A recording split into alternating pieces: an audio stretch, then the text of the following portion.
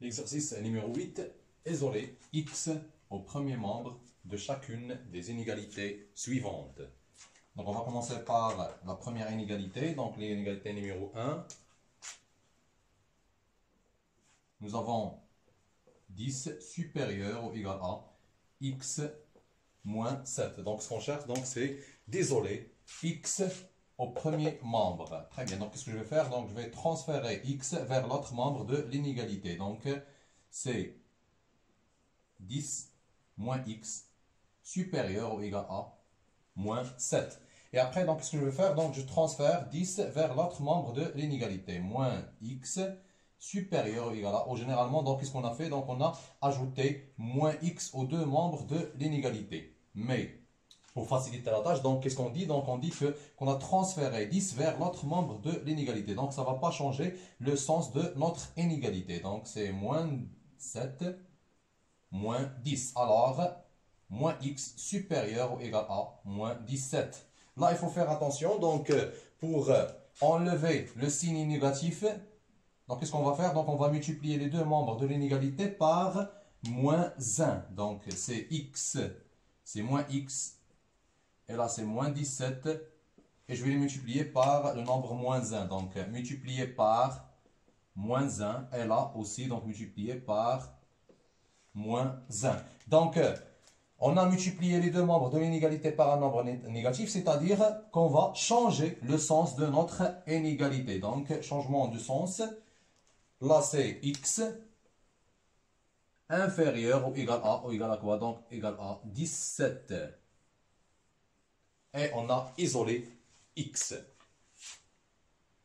Deuxième inégalité, 1 sur 2 moins x inférieur ou égal à 5 sur 4. Donc, qu'est-ce qu'on va faire? Donc, pour isoler le nombre x sur ce membre, donc, qu'est-ce qu'on va faire? Donc, on doit se débarrasser de 1 sur 2 et de signes négatifs. Donc, on va commencer par 1 sur 2. On va la transférer vers l'autre membre de l'inégalité. Donc, c'est moins x inférieur ou égal à 5 sur 4.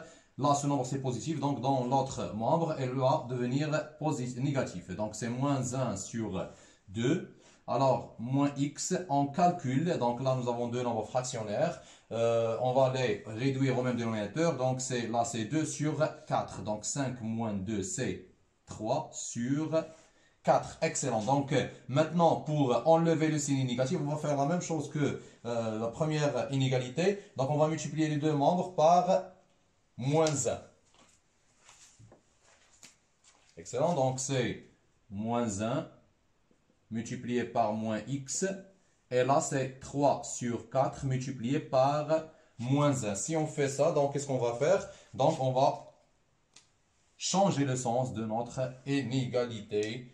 Donc, le résultat de ce calcul, donc c'est x supérieur ou égal à moins 3 sur 4.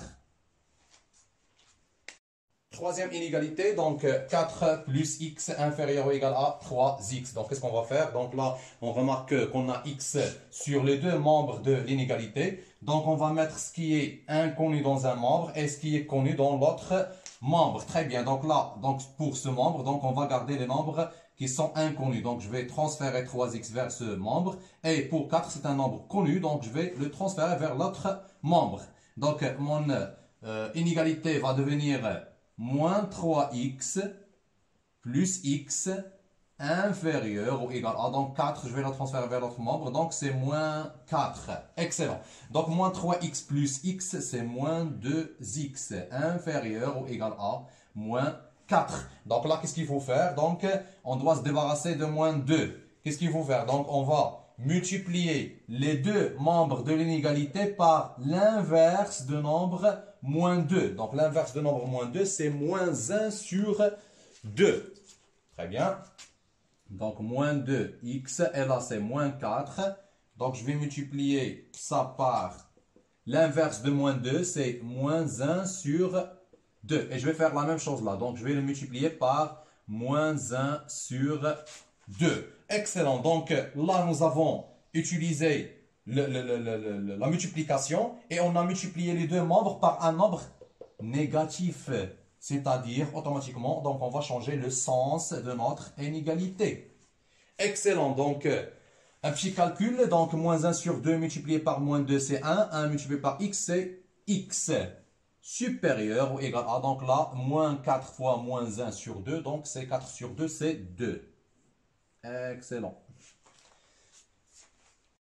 Quatrième inégalité, donc 5 sur 3x moins 1 inférieur ou égal à x plus 2 sur 3. Donc on va faire la même chose que troisième inégalité. Donc on va mettre ce qui est inconnu dans un membre et ce qui est connu dans l'autre membre. Donc là, les inconnus, donc c'est 5 sur 3x et x.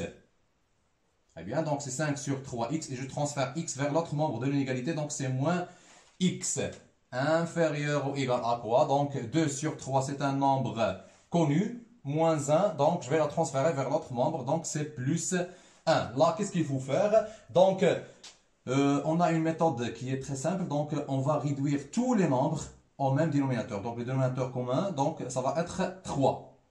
Donc là, nous avons 5 sur 3x, et là pour x, donc c'est x sur 1.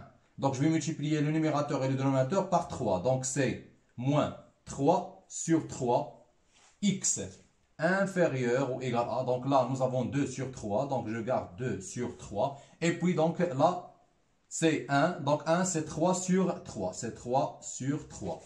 Maintenant, on a tous les nombres qui ont le même dénominateur. Donc, on peut le barrer.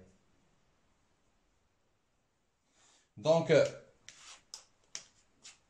mon inégalité donc, va devenir 5x moins 3x inférieur ou égal à 2 plus 3. Je calcule là, donc c'est 2x inférieur ou égal à 5. Alors, x, donc qu'est-ce que je vais faire là? Donc je vais multiplier les deux membres de l'inégalité par l'inverse de 2. L'inverse de 2, c'est 1 sur 2. Et là, je vais multiplier par 1 sur 2.